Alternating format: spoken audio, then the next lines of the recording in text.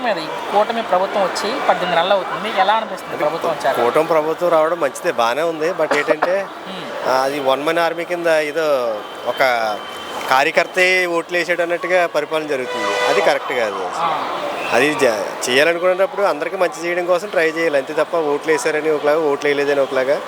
అది అయితే ప్రతి ఊర్లో కూడా ఖచ్చితంగా అది కళ్ళ కట్టినట్టు కనిపిస్తుంది. వాళ్ళ పార్టీ వాళ్ళకి ఇచ్చుకుంటున్నారు.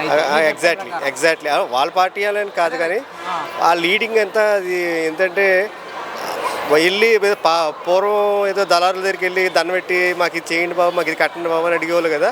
ఇప్పుడు మళ్ళీ అది అలా అడగవలసి వస్తుంది. అది కాకుండా ఇప్పుడు అంతా మారింది కదా, ట్రెండ్ మారింది. కూటమి ప్రభుత్వం అందరినీ నమ్మారు, పవన్ కళ్యాణ్ నమ్మారు, ముఖ్యంగా బీజేపీని నమ్మారు. తర్వాత లోకేష్ గారు యువజన నాయకుడు కాబట్టి ఆయన్ని కూడా నమ్మి జనాలు ఓట్లేశారు. బాగానే ఉంది, అది కరెక్ట్గా జరగాలి. ప్రభుత్వం అయితే పార్టీలకు అతీతంగా అన్ని ప్రజలకు అందరికి చేస్తామని చెప్తుంది కదా పథకాలు. లేదు క్షేత్రస్థాయిలో జరగట్లేదు. ఓకే, అది 100% రాంగ్. అది వాళ్ళు చేస్తారనుకుంటాం అని భ్రమ, అంతే. అంటే ఓకే. సో డెవలప్మెంట్ హాస్పిటల్ ఎలా ఉంది సార్ ఈ ప్రభుత్వం వచ్చాక, కూటమి వచ్చాక? డెవలప్మెంట్ ఏముంది, అమరావతి కానీ అది కట్టుకుంటే బిల్డింగ్స్ కట్టుకుంటూ వెళ్తారు కదా, అది కట్టుకుంటే ఎప్పటికైనా ఉపయోగపడతాయి.